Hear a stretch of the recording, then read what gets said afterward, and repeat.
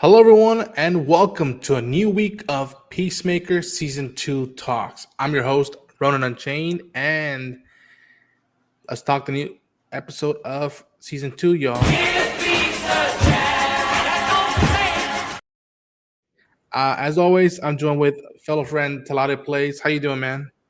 I'm good, man. I'm good. I gotta say, shotgun to the teeny dick. Explode. God damn it, I didn't expect that one.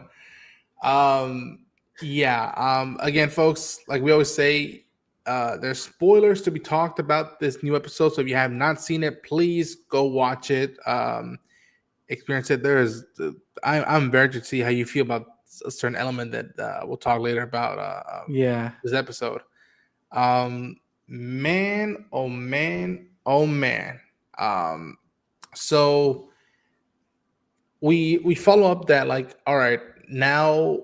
Well, funny enough, it starts off with a flashback. You see young Chris and his brother and his dad, and you find out how the hell they came to the power of the quantum uh, closet, if you will, the quantum reality and the technology. So I Yeah. hadn't known this for a while. And people were like, "We're like, when are we gonna find out about how they got the powers? Like, wow, did they build it or what was it?" And so it made sense that A, it was an alien artifact, and B, that Chris's dad would kill the alien. How did you feel about that intro of for the episode? I was like, what the actual fuck? Honestly. Because like he's a kid. And the first thing you do is shoot the kid dick off and take his equipment. Like what the fuck? Right? And then furthermore, I felt like it was like a door in the middle of the woods. I'm just like, where's the door? Where's the door? Where's the actual the door that closes, open and closes? Where is that? It's just like a portal thing. I'm just like crazy.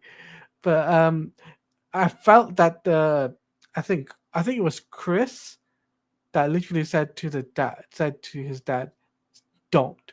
And I was like, Yeah, and I was just like, yeah. And mind you, it was 35 years ago. So, and I love how they did that. I love how they started that. It was like 35 years ago. They're in the woods, and all three of them had snipers. yeah. So, Well, you could tell it was a hunting trip, initially I cut it out of my video, but I was wondering, like, wait a minute, is it the alternate dimension version of when they're kids? And then when that's I what I saw thought. how Augie smacked his son, I was like, yep, nope, that's the regular one. That's the Augie I remember from season one. Um, yeah, and like, listen, this makes sense that this is alien technology. Now, why was the alien or the extraterrestrial being in that section of planet Earth? Who knows why? And I wonder if they're gonna answer that question in the latter episodes of the season that have been shown to anybody yet. Um, if where did this technology come from in terms of like why was it there and what else does it lead up to it? So I was very interested to see that. And then we go back to now Arga's team, led by Sasha Bordeaux. They're on their way to stop and capture Chris. And listen, I have my thoughts on comedy and how it's used and this stuff. I really dug this scene because even though it was a back and forth between Economos and Hmm. Judo Master, I just love that, like, without the rest of the 11th Street kids, John stood up for himself. He fucking stood up for himself, and I was like, He had the "Atta boy!" voice. Like, tell him to go fuck Yeah. themselves, and like throwing Tim Meadows' character in the bus, be like, "Oh, why you blinked at me when you're referring to Sasha Bordeaux on the phone?" And I love how he's like, "I'm gonna take a polygraph, you motherfucker," and it was just fucking madhouse. And then the whole thing about fucking Michael Rooker's gets like, "You slapped a Chinaman, little Chinaman." Like, I'm Vietnamese, dickhead. Is fucking wild, man. It is. Oh man, um, just madness, It, madness. it is Yeah, madness. It is madness, but I'm glad that economists basically stood up for himself. So fuck you, yeah, because like you gotta stand up for yourself, right? At the end of the day, right? And those guys were bullying him from Mm-hmm. this from the beginning. As soon as they came into August, they were bullying him from start to finish. And when he was in the truck, I was like, dude, fuck you. And he said judo master, I think it is, right? Um, he was like, what are you doing here, right? Like, he was, what I find interesting? He was eating on not Cheerios, Cheetos. He was eating on Cheetos, judo. I'm just like, dude, you're gonna turn fat. And I'm just like, dude, don't eat so much crisp. Don't eat too much crisp. It's bad for you. Um, but the whole dynamic between them is incredible. And Sasha Bordeaux, though, I think she's going to be a really interesting character going forward. Episodes 6, 7, and 8. And I wonder, is she going to be a key factor leading into episode 8? Yeah, I mean, I feel so bad for her having to put up with all this madness shit. That's fucking wild. But like it was weird because yeah, Judo Master loves his Cheetos and that's his like his shtick. Where he gets his energy. But and I feel bad for her because people keep asking her, "Do you know Batman? Like, have you met him before? Like, where was your character at before we meet her in the events of Peacemaker season 2?" Um, and again, I just love that she was not putting up with any BS, even though she's in a van full of bumbling idiots trying to outwit each other and whatnot. So I really hope because again we keep saying that they're holding out all the info, all the big stuff for 6, 7, 8. I hope it's not just eye candy, and then the characters get pushed to the side, and it's all about the eye candy. I hope it's a mixture of eye candy, or to be more specific, eye protein, where it enhances the story, it enhances the universe or dimensions, and yet there's a reason. I hope by the end, I feel good about Sasha Bordeaux and where she's at by the end of this season. It's not just someone who was trying to get Peacemaker. That there's more to the character, if you will. We got a couple of comments, my friend. Yeah, we do. Harrison James says, "Hey guys, finally managed to catch a run on live. Been watching all the VODs. Thank you, Harrison James. Thank you so much." Keyblade Master Jeffrey, hello Jeffrey. Oh snap, you early. I know. I had set this up for later on, but like I wanted to do it earlier, and so it's because again battling work and this just I put up to start where we usually start, but I've been wanting to do this around this time now. That way the boys aren't staying up too late where they're at because I'm the only one. Well, no, let's be as me and Phil out of all our friends are the most ones that are closer to the Pacific Standard Time, whereas everybody else is either in the Midwest or in the fucking Eastern Standard Time, or even fucking Taladia, where he's in London right now. He's like hours ahead of us. I'm in the future, guys. Yeah, yeah. I know Darren. Yeah, Darren unfortunately couldn't make it. He's in the chat though because he's literally is. He So had to attend some stuff. yeah, Um, but he's here in spirit. yeah, he is. Let's see. Hey, hi Darren. We And miss you, buddy. we miss you, man. Uh, I wonder if Sasha Bordeaux can be in Batman: The Brave and the Bold. Yeah, I'm again like I really, really want like. I'm not gonna say much more because I may or may not know something. But I hope um we see more of her because again, 4 episodes in, and I'm already being like, there's a potential future of the DC universe. So Much I in the want to ask you way. something. Go ahead. Yeah, Sasha Bordeaux, how much Mhm. is she? You know, uh, to the Batman? Like, how much is she connected to Batman? Is she like a, is she like assistant, like someone that helps Batman, or is she someone that is against Batman? Like, So from what I have heard, I haven't read all the books yet, is that Sasha Bordeaux was at one point an assistant and almost like a no, not assistant, but more like of a bodyguard for Bruce Wayne. yeah, And knowing him, they probably had some flames together here and mm, there. They probably did that. Um, Oh, who knows? I just know at one point she was a bodyguard to Mr. Wayne in the comics. Yeah, there we go. Cameron Walker said it best. Yeah, bodyguard and girlfriend to Batman, which I would find interesting. And I'll say this: I'll say more about her potential after next week's episode. But okay. I really hope that it's not a one and done deal. I think Sol Rodriguez is just astonishing with the fact that auditioned for the Engineer. engineer, Yeah. right? And her friend, I'm forgetting the actress name, but she's a paisana. Her friend got the engineer, but now she did a good enough job that they brought her back to play Sergeant Bordeaux in Peacemaker, and that says a lot about her potential and what she has as an actress.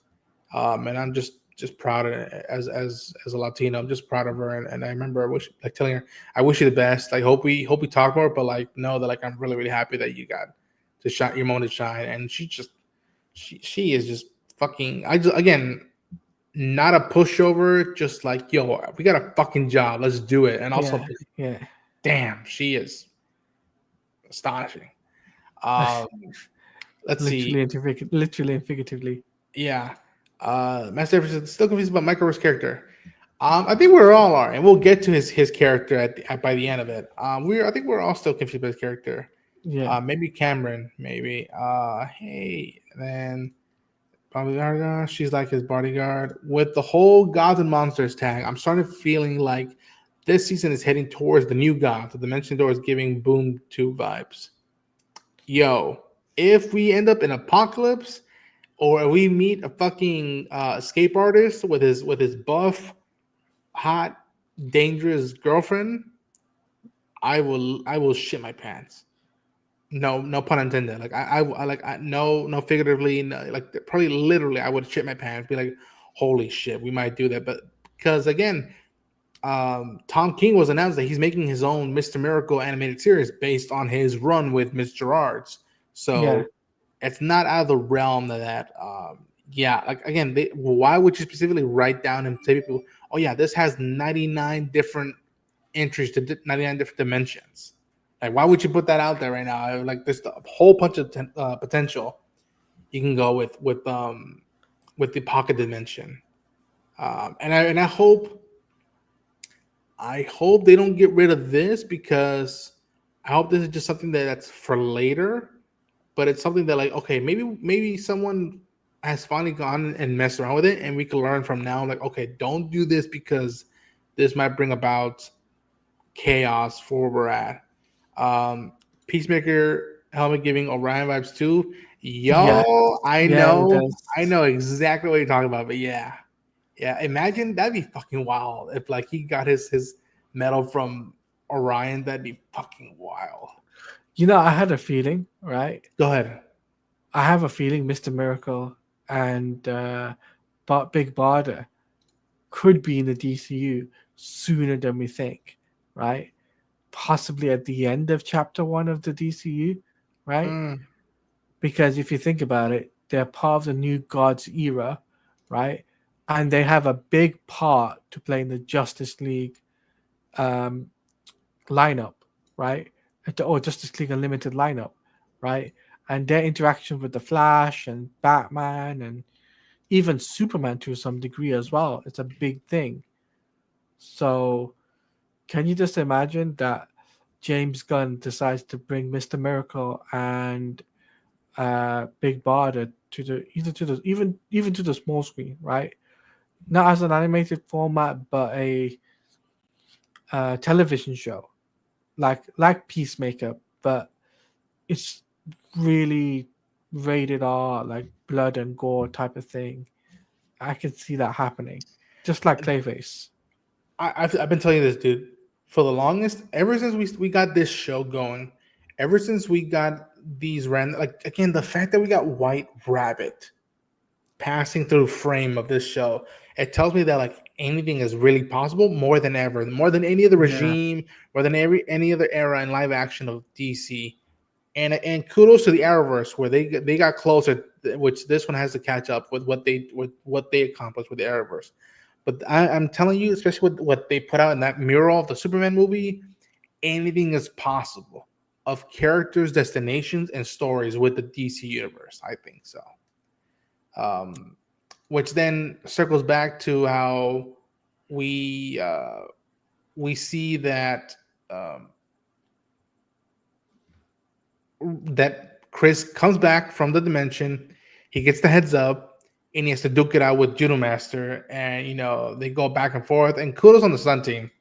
Kudos on the stunt people who worked on that sequence of them in the forest. That was That was wild. crazy. That was just Yeah. crazy. I Yeah. hope nobody got too injured, but like, well done, because we noticed the work you did. But they make it out at one point again. Fucking Michael Rooker's character. It kind of was. Yeah, him like trying to like save. Well, he didn't try. He saved eagerly from Michael Rooker's character from Peacemaker, which I think I forget his name. It's a wild. Let's see. It's called Red Saint Wild. I think. I could be Yeah, wrong. I think so. I Sounds think like- so. I'm not 100% sure of Peacemaker. Sorry, not Peacemaker's character. Michael Rooker's character. Yeah. But I'll say this: that he is a wild card in this episode, right? Because that's one way of putting it. Because nobody is gonna expect what's gonna happen in the next episode, right?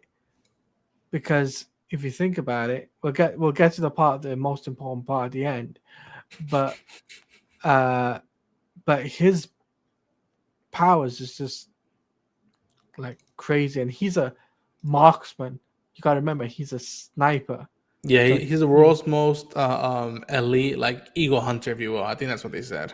Yeah, and the funny thing is the fact that he's playing a character that doesn't get killed off.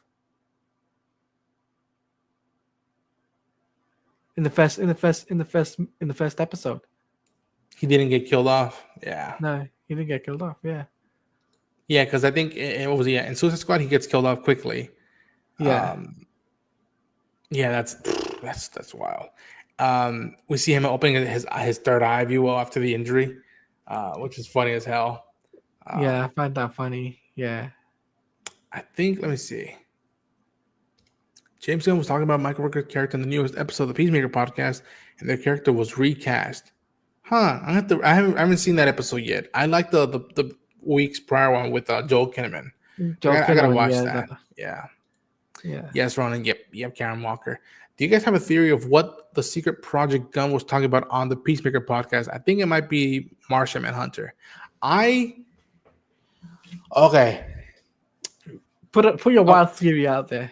Okay, so I've always been saying that he's probably working on a Metal Man project, because the reason why I chose the Metal Man is because during Creature Commandos, they didn't do a podcast series, but I wish they would have done for Creature Commandos, but they had put out these videos each week after each episode came out, pinpointing Easter eggs.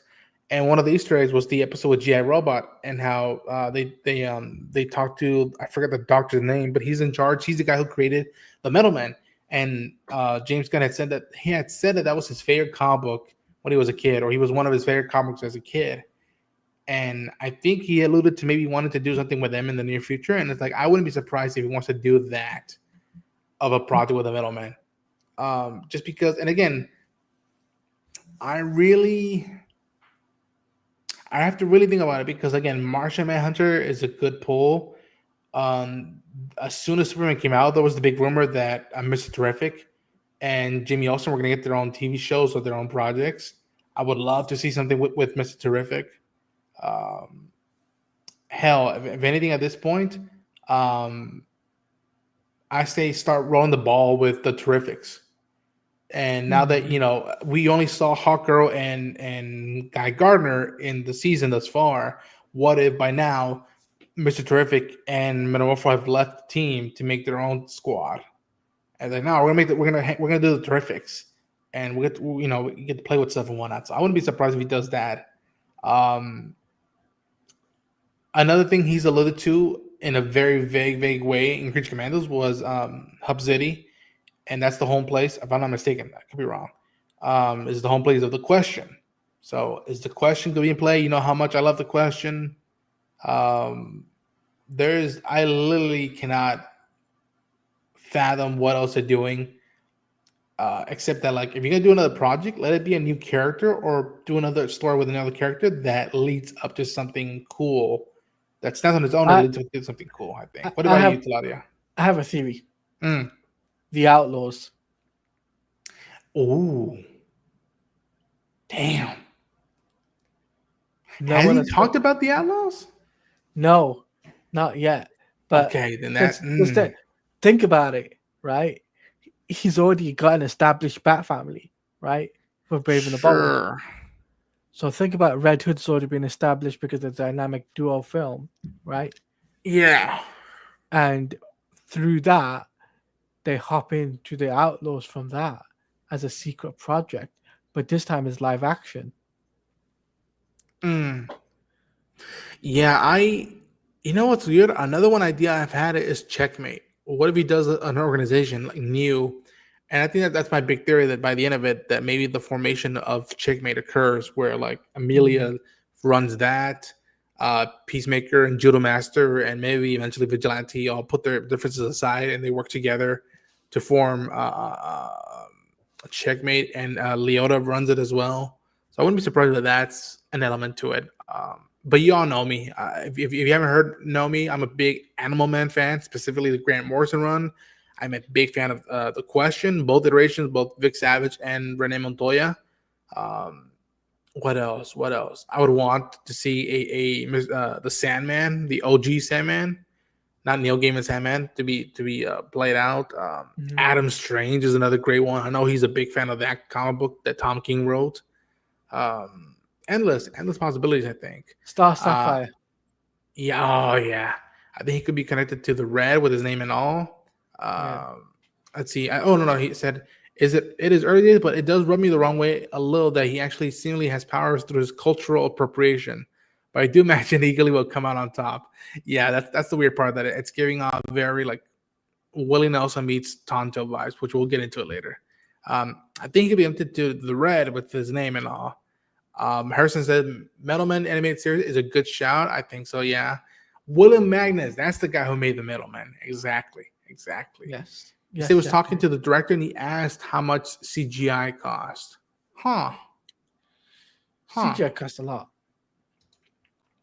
Yeah, and I always wonder, like, if they ever choose to do more classic practical effects that are cheaper and still just give enough, just as strong of a visual than someone being hired to like go on Photoshop and on go through ILM and do CG work, if you will. I don't know. I hope they don't break the bank with the sequences in this show, but we'll see. We'll have to wait and see. Time will tell. Yeah. Leota gets her magazine with her name of the company. I found that funny. I was like, okay, so she's like, I'm ordering a catalog, right? Just so she can make it. But Chris burst a bubble, unfortunately.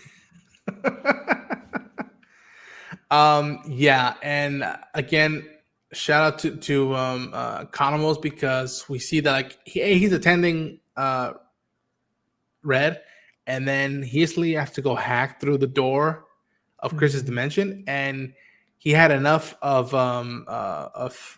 Tim Meadows' character and just spits at him. Now I was in shock, but I was like, my boy is standing up for himself again, and like going like face to face with Sasha Badova, like, yo, I have stuff that you have to deal with.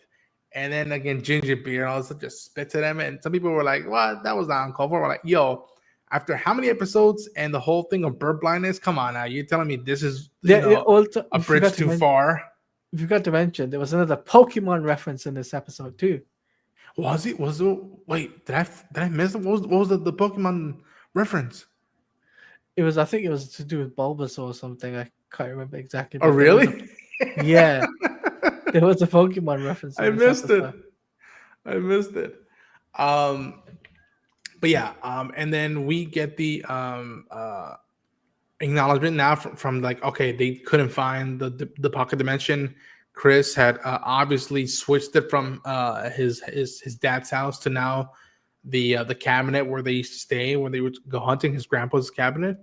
Um, and Rick Flag gets word of this, and I was like, "What the hell? Like how? Why would he have that specific type of lock for just a regular closet?" And they're like, Yeah. "All right, I guess I gotta go talk to Amelia." And so Rick goes and knocks on Amelia Harcourt's door, and a little bit of me, I gotta be honest, a little bit of me did think that there was maybe some potential history between them, which I'm like, that would have been fucking awkward. That would have been Um, awkward. Yeah. but he goes and asks her, you know, like, how you doing and all that stuff, and she lets him out. They're like, yo, I can't find fucking work.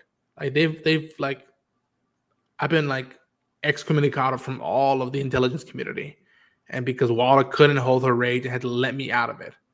Um, which again, wild out. And he says that like, I might have a chance for you to get back in the good graces of the people, which means that like you can get back in the saddle, do your thing, but you have to turn in Peacemaker.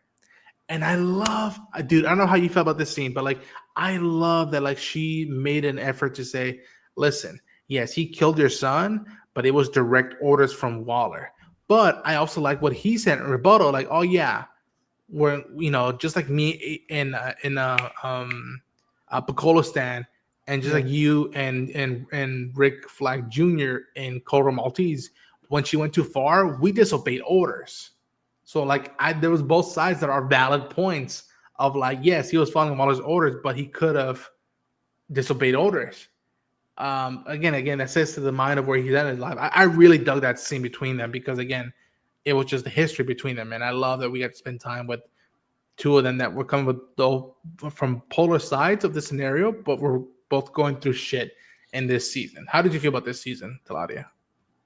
I felt that, Scene. you My know, bad. that's, yeah, I was going to correct you. I felt that it was interesting. I also thought that she might felt conflicted, right? I thought she might be like, should I turn him in? Should I not turn him in? That's why I had that feeling inside of me. But in actual fact, she did, you know, gave away his position basically, right? And I was just like, damn, why would you do that? This is why he's gonna lose him, and he's gonna go to the other dimension because you did a stupid thing, right? So that's the main reason, right? And I think Rick Flag Senior, I think for him, yes, he wants answers, but at also the same time, his son was in a commanding role, and yet it was like either you tell me what happened or you're gonna get fucked. That's the best way to put it, right?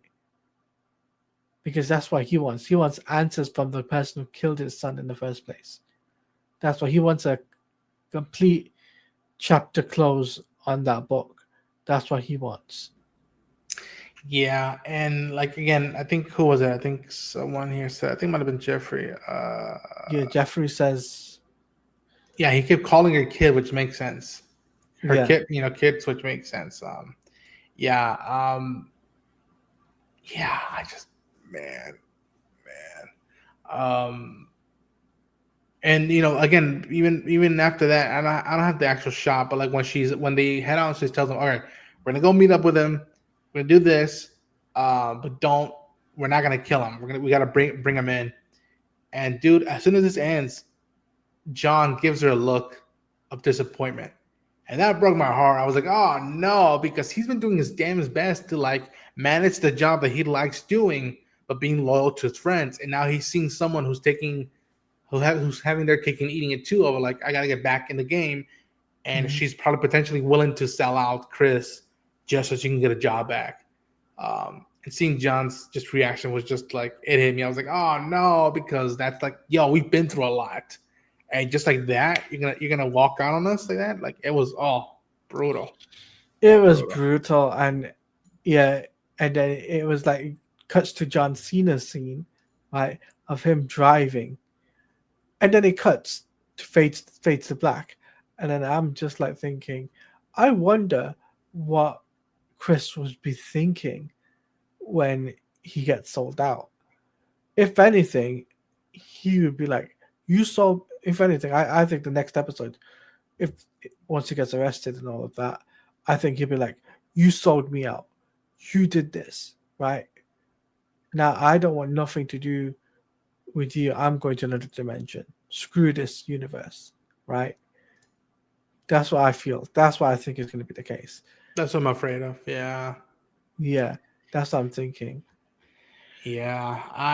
And we see that like how much now Chris is having to um, fix up a new stable entry point to the pocket dimension, and how Mm, much now he's trying to almost like keep Leota and vigilante. Vigilante at points of like, just help me out, but I don't want to give you all the details of what's going down. Which it's sad because I also, again, another tender moment that I adore so much, and this scene did a lot for Leota this season because she's been the glue for the Lemon Street Kids this season. She's been trying to keep everything stable and together, but she gives Chris like the lowdown of like, as green as the grass is, it can't be that way. Like what you're feeling, what you want to do, that's cheating. Like you got to deal with your own stuff here. And when you deal with it, and if stuff gets better, that's the sweetest part of it. If you spend time over there, you're gonna know that you're running from something, you're escaping something, you're not dealing with it, you're running away from it. Mhm. And so I love that she had that moment, even then, where he's very much like, "Yo, I am done. I've tried my best trying to be a good person, and somebody else got lucky, and I want some of that luck. I want a piece of that good life."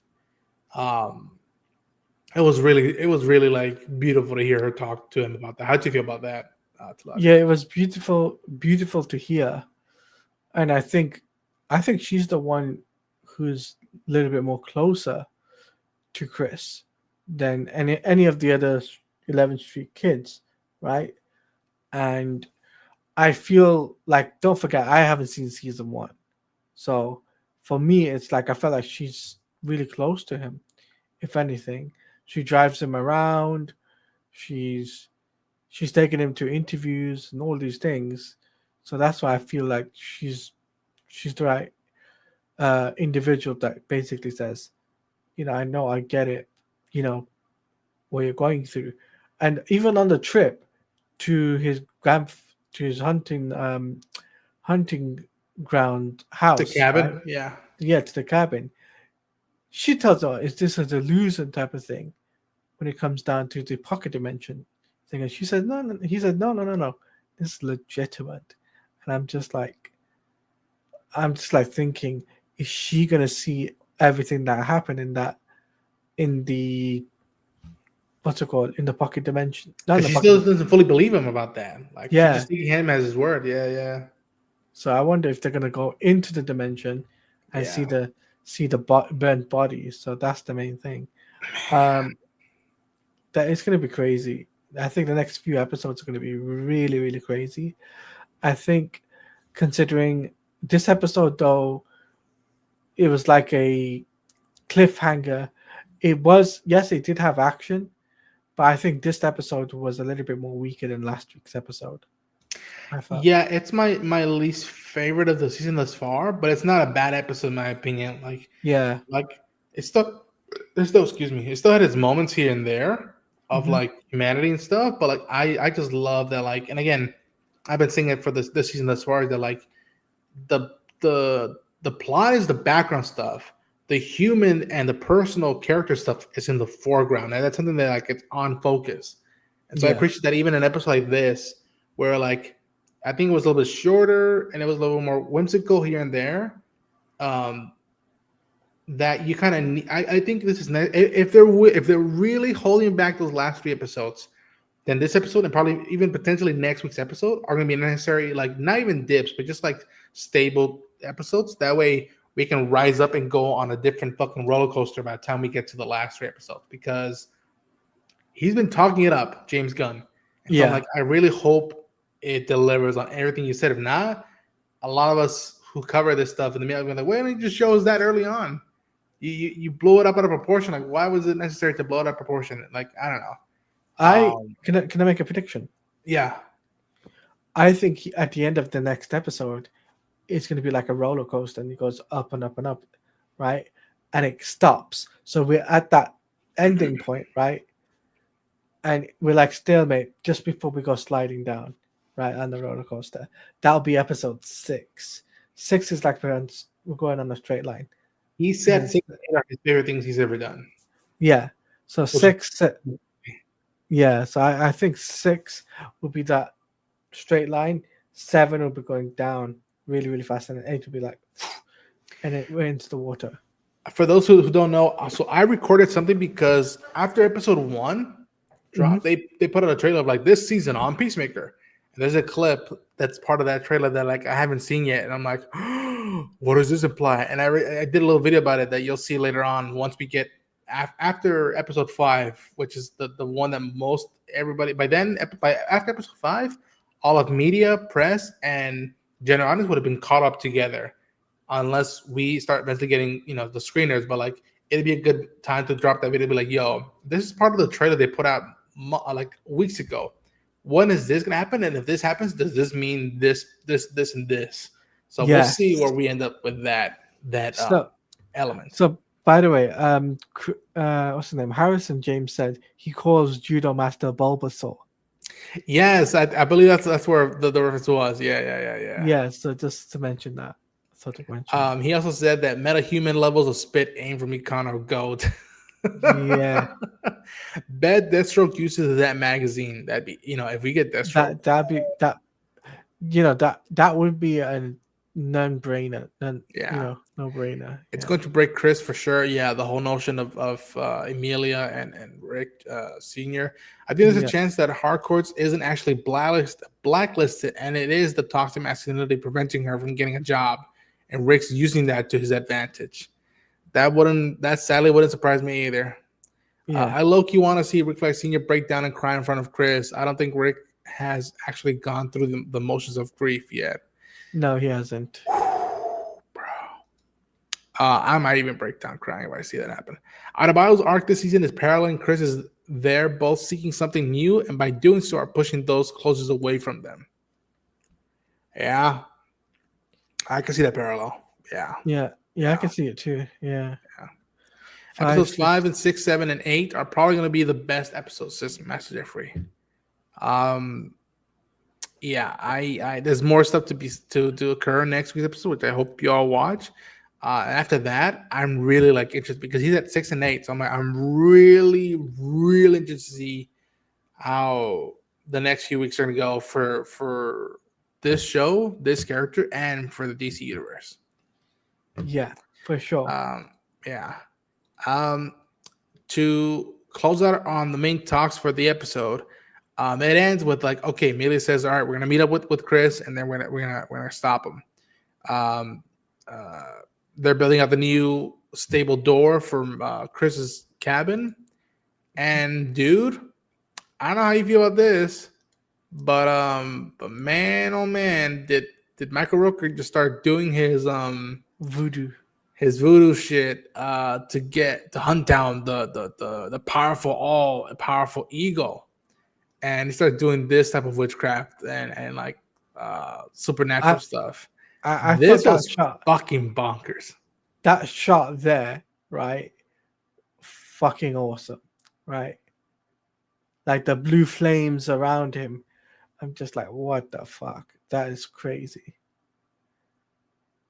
Yeah, I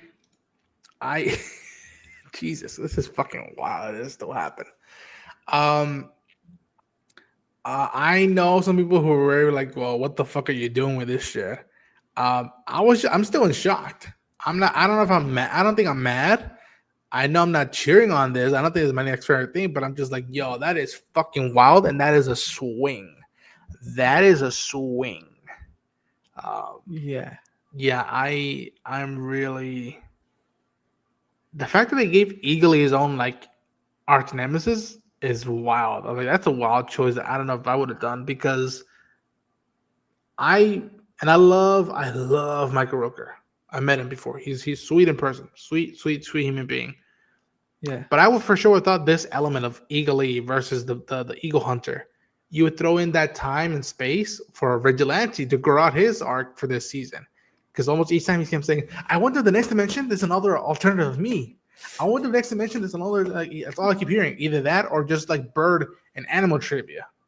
So I wish they would have probably given Adrian more time with that. But having said that, it's Michael Rooker. I can't be mad at that. I have a theory. Okay, you have a theory? Go for it. I think Michael Rooker gets this eagerly, right? Mm. Chris goes to the other dimension, gets that eagerly, and brings him over to this universe. Oh, no. Just start taking body. It's very Rick and Morty. That sounds very Rick and Morty. Yeah. Just the bodies. Get rid of the bodies. You're gonna hang out in this dimension now instead. Yeah. I can see that happening, right? People would be pissed if they kill off Eagle Eye.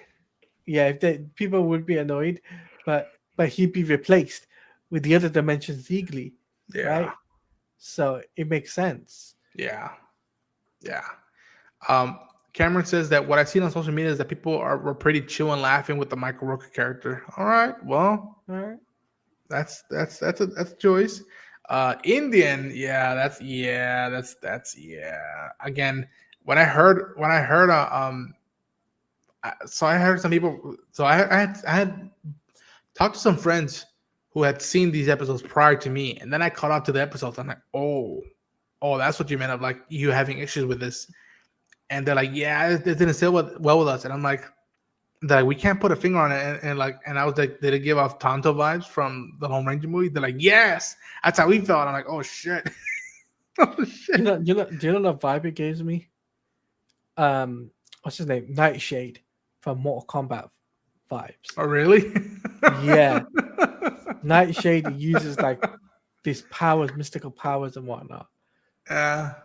So if any of you Mortal Kombat fans are out there that know who Nightwolf. Sorry, his name is Nightwolf. So Nightwolf? Nightwolf, okay. Yeah.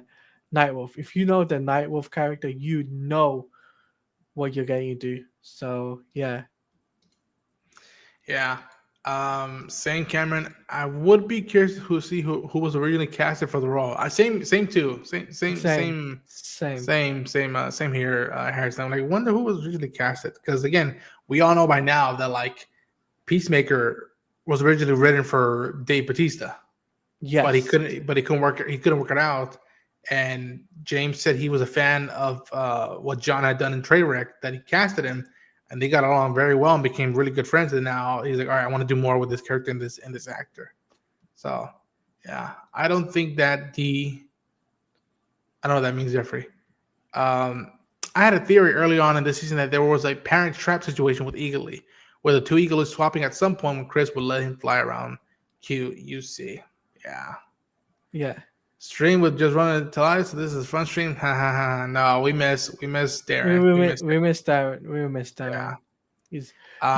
He's our beloved third member of the crew, right? So he's part of the 11th Street Kids. Whether you guys like it or not, he's part of our version of the 11th Street Kids who watch Peacemaker and who are willing to talk about it.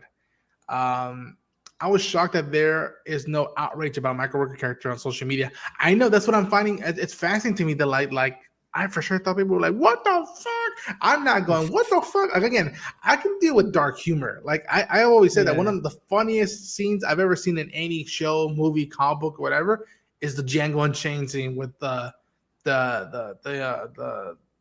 racist folks riding up, and they're like, nobody brought an extra bag. Like, that's the funniest shit ever. It's dark humor. It's fucked up, and I hope they get being to hell. But like, it's fun. I find that like crazy. Like again, this was just my reaction. I was just like this the whole time, and I had to mute myself at points because the music was playing, and I was just like, "This is happening. This is happening. What the fuck?"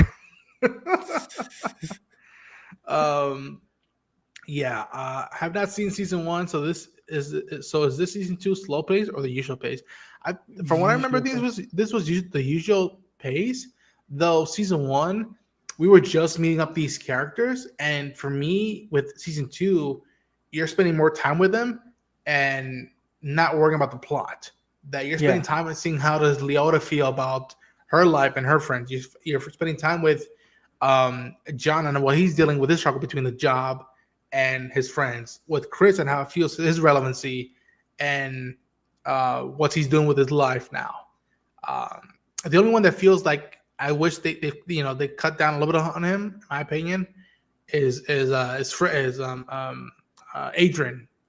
Yeah. as Vigilante. He's the only one that I'm like, he's just getting the one liners. He's just like, yo, ask me trivia about animals.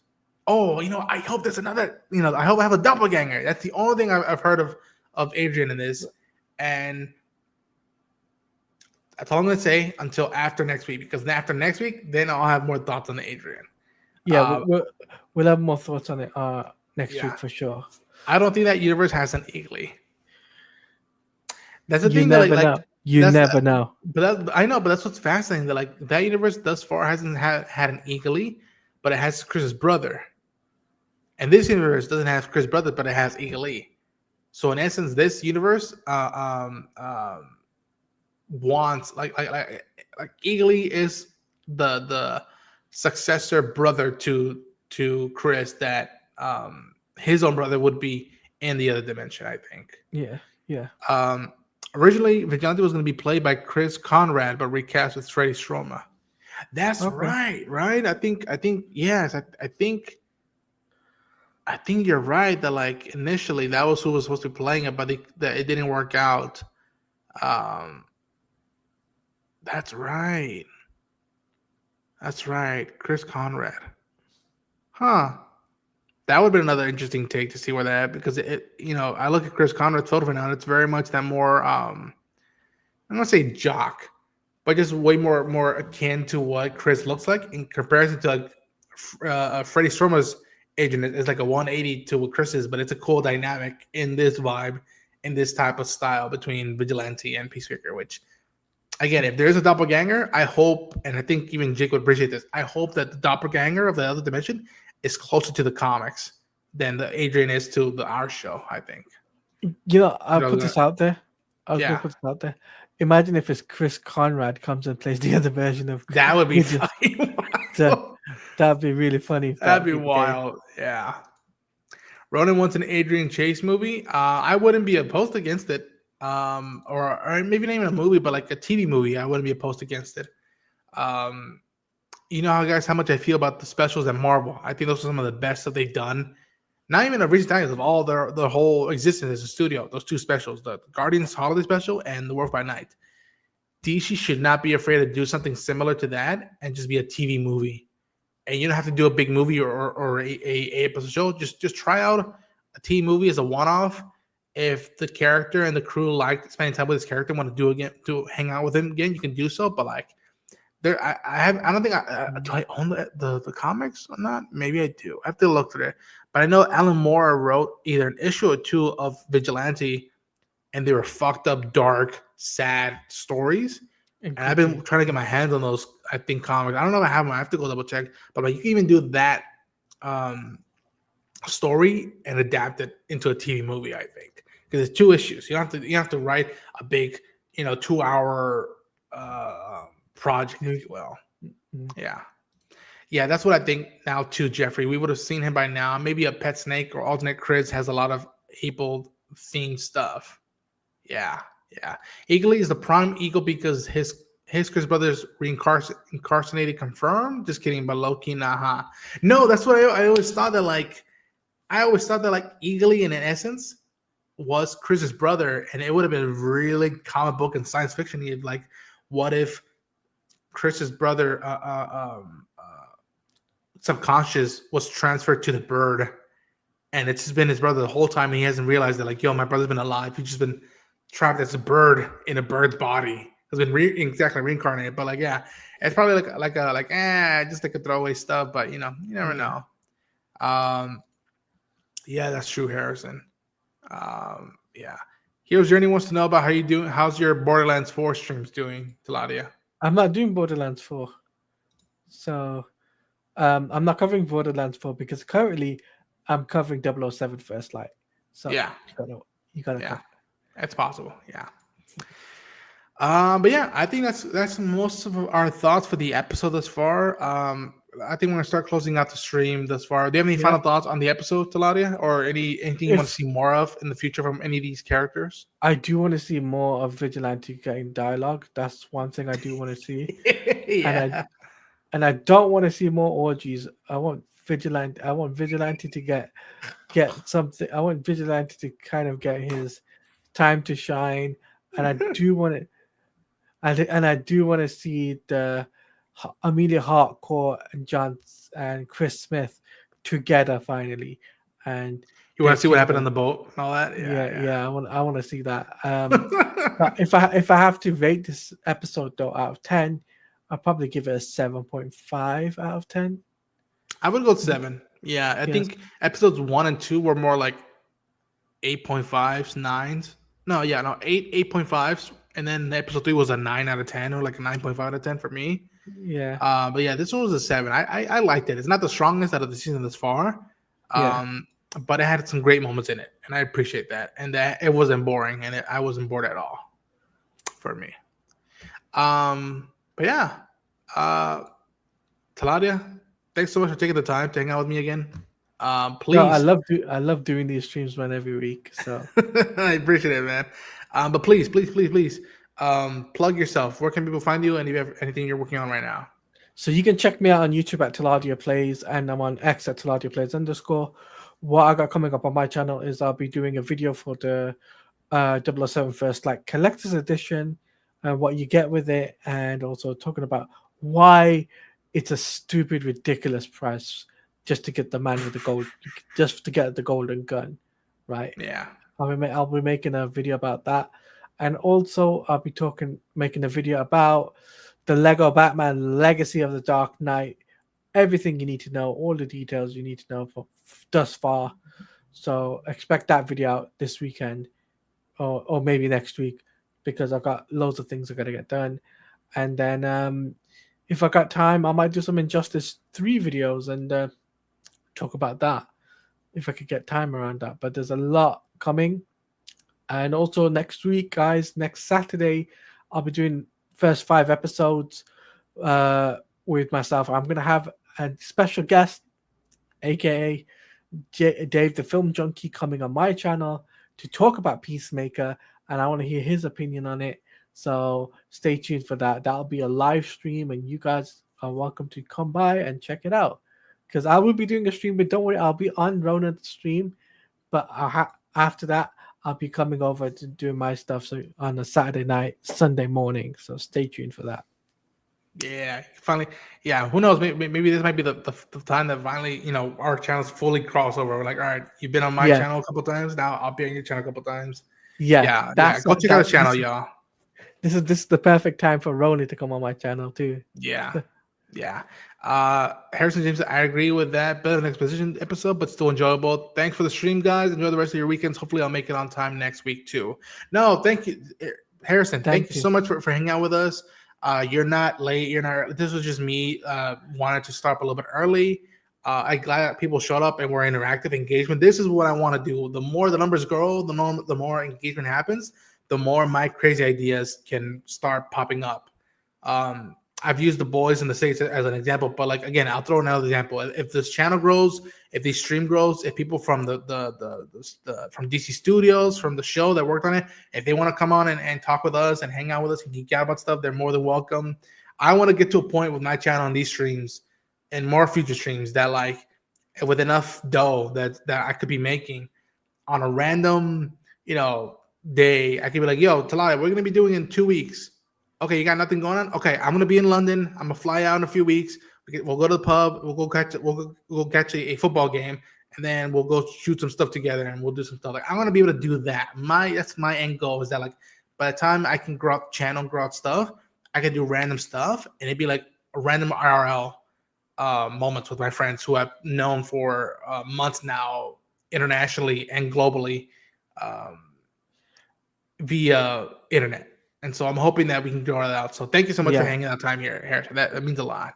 By the way, you never know. Rona might interview Sasha Bordell right? You never know. I That might happen. do. Sol Rodriguez, if you're watching this, mi casa es su casa. Si quiere usted pasar al stream a platicar con Peacemaker o de Sasha Bordeaux, la puerta está abierta.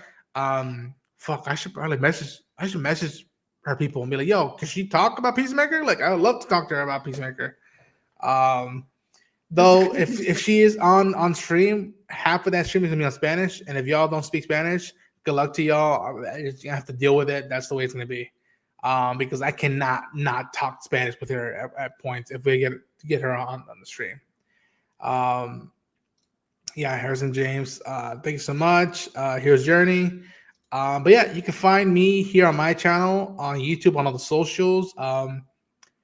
Right now, I have a lot of stuff cooking up that I want to do more, even on Twitch. But yeah, I just dropped my reaction for the show. I dropped a short, a TikTok. I take Spanish classes. There you go, Cameron. There you go. There we go. I'm backed up a little more on Alien Earth because some stuff happened with the footage, but rest assured that I'm going to still be covering Alien Earth. And then once Alien Earth is concluded and Peacemaker is concluded, I'm going to be looking into covering stuff that either throwback stuff, either shows or movies that I haven't seen yet that I have already seen and we'll just drop reviews for, or anime. I might even go back and try to re-dip myself into anime and cover that, or even gaming. Like here, I'll show you this. I think I told the boys already. I've been wanting to do a series of gameplay playthroughs for a while using these projects, these games. So I own the NES Classic Edition. Oh, okay. And I own the Super Nintendo Classic Edition. And they have, 30 games? 20 games minimum in each of them. So there's plenty of stuff I want to play and cover. And you never know. Again, if I get lucky, I can take this with me on a plane to any part of the states in the country or even internationally and be like, yo, Talaria, you want to play Dr. Mario and do a little like playthrough run stream? I will happily fucking do that. Oh, I would love to do that. Yes, Jeffrey. Yes, I know. Twitch, yes. young we'll Justice. I know. We'll do that. Yeah. But yeah, be on the lookout. Oh man, the SNES was the first console I owned. Uncle had me down. Yeah, SNES and Nintendo 64 and PlayStation 1 and PlayStation 2 and Game Boy Advance were the consoles I had as a kid. Ronan says you should play the Batman Arkham games. Okay. Eventually, I'll get to that. Right now, okay, you know what? I'll plug him. He's not on the show, and he's not watching the show. God damn it, he should be. But I'm going to plug his show. Go watch Joypad Jake, our friend Joypad Jake. He's covering his playthroughs every Sunday, if I'm not mistaken. Yes. I would eventually. Again, if the channel grows more and people want me to do stuff and they want to recommend me stuff, I'll happily take recommendations. Be like, you know what? I'll play that. You know what? I'll even say this. I'm potentially even dropping book reviews, novel reviews later on because I've been reading a lot of stuff right now between covering this stuff as my own stuff. But I'm like, you know what? I have something to say about some new books or some older books that I would want to share about. So you never know. But yeah, as always, folks, thank you so much for taking the time. Please stay tuned. Subscribe to the channel. Share the enthusiasm. Spread the word out. Let people know, yo, this channel is worth watching. Come hang out with us. And yeah, as always, take care and have a good night.